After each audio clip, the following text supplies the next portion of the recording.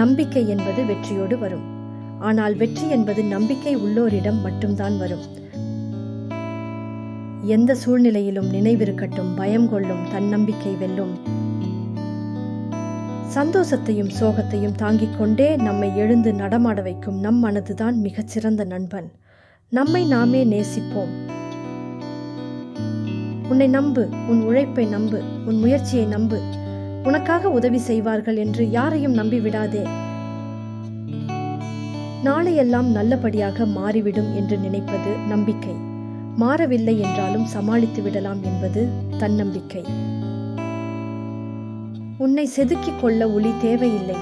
பலரது அவமானங்களும் சிலரது துரோகங்களும் போதும். வாழ்வில் நீ சந்திக்கும் ஒவ்வொரு துன்பமும் உன்னை ஒரு படி மேலே ஏற்றிடவே வருகின்றன. மனம் தளராதே.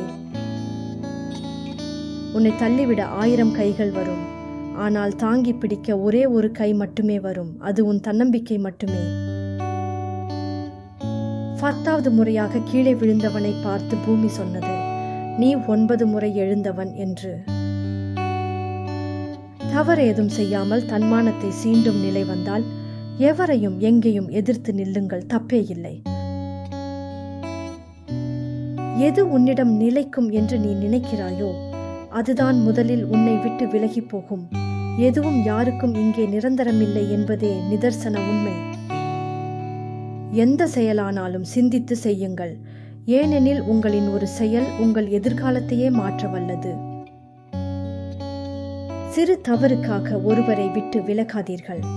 அதுவே உங்கள் வாழ்வில் பெரும் தவறாக மாறவும் வாய்ப்புள்ளது.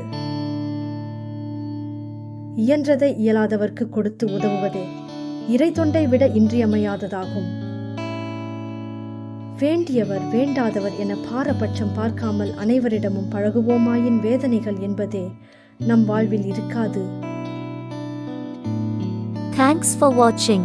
Like, share and subscribe.